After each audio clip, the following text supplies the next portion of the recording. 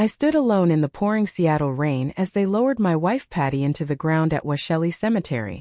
I'm Ed Callahan, 67 years old, a retired Seattle firefighter after 35 years on the job. The only other person there was a young pastor who never knew her. 44 years of love, laughter, and late-night talks were now sealed in that simple oak casket. My phone lit up. Force of habit. No missed calls from the kids. Instead, Instagram showed my daughter Madison, 38, posing in designer activewear at a wellness conference in Portland. Caption: prioritizing my peace. My son Brandon, 42, was shaking hands at a groundbreaking ceremony for luxury condos in Bellevue. Making moves, it said.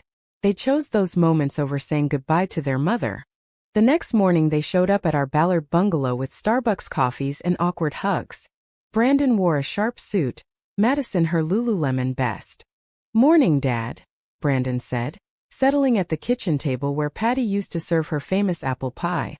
About the funeral, the deal was non-negotiable. Millions at stake. "You get it." Madison nodded, barely looking up from her phone. "My event had a big sponsor, Dad. I couldn't back out without legal trouble." Then came the real reason: the house. With Patty dying intestate, they explained Washington law meant the estate would be divided.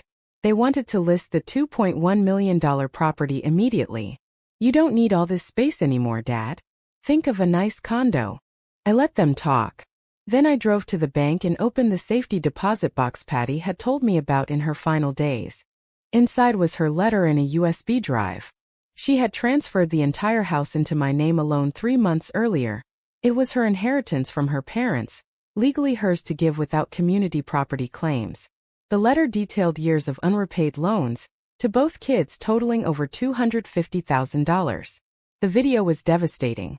Brandon pressuring a frail Patty to sign papers putting the house in a trust they controlled, threatening years of court battles if she refused. I showed them the video that evening. The silence was deafening.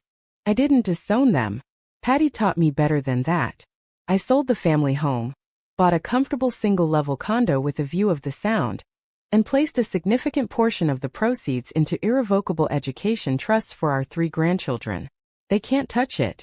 The truth hurt them deeply. Brandon has started showing up for his kids' games. Madison has cut back on the influencer circuit to be more present.